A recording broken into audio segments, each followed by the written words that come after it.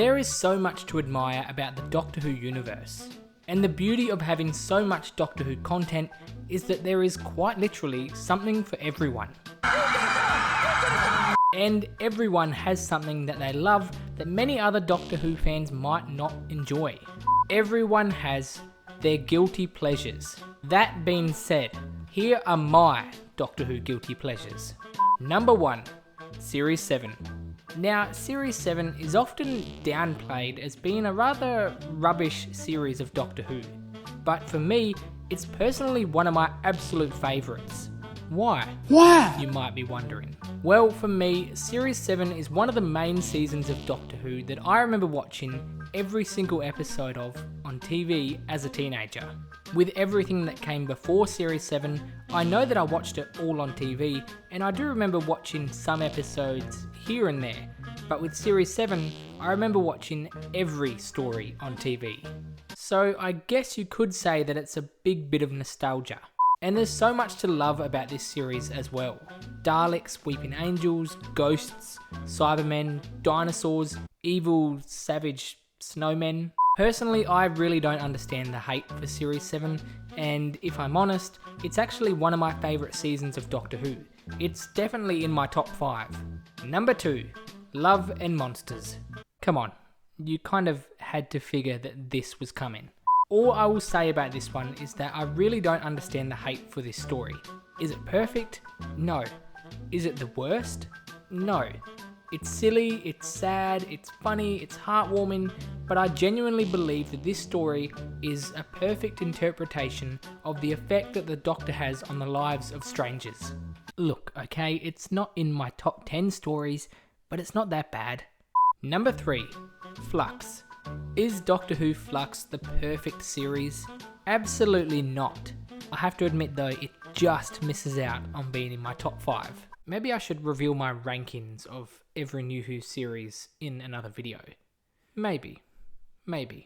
Flux is definitely the best out of the 13th Doctor's 3 series, and it's one that I find myself coming back to rewatch every now and then. Don't get me wrong, I definitely understand why some people don't enjoy it, but for me, despite a rather disappointing ending, I really love the use of an overall single story told over 6 chapters, similar to classic Doctor Who. And plus, you have the return of the Weeping Angels and the Sontarans, both of which are 2 enemies that I think Chris Chibnall absolutely nailed. Flux is proof that a single story told over an entire series still works really well with Doctor Who. Number 4, The Hungry Earth. I am constantly seeing Series 5 be described as potentially being one of the best Doctor Who seasons of all time. But also in the same sentence, people say that The Hungry Earth / Cold Blood is a horrible 2-part story. And look, okay, I can understand why people may not enjoy it, but honestly, every time I rewatch Series 5, I really can't wait to see the Silurian 2-parter. I think it's such a great story, and it's such a brilliant reintroduction story for the Silurians. And yeah, I would have really had loved to have seen the original Silurian design return, but I do think that the new design is really cool. Number 5, the Chibnall Dalek Trilogy. One of the best things about the Chibnall era is his writing of classic Doctor Who enemies, but I'll be talking about that in a future video. As someone who loves the Daleks, they are definitely my favourite Doctor Who enemy. I really loved Chris Chibnall's interpretation of writing for the Daleks.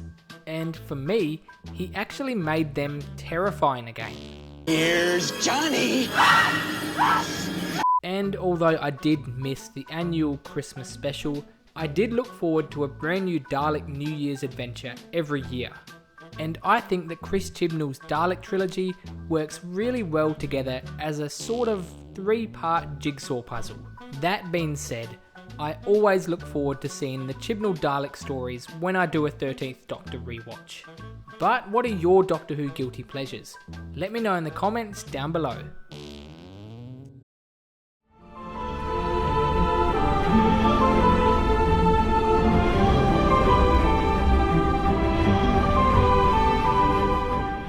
Don't forget to click below to subscribe to the Whovian Commonly YouTube channel. Cool.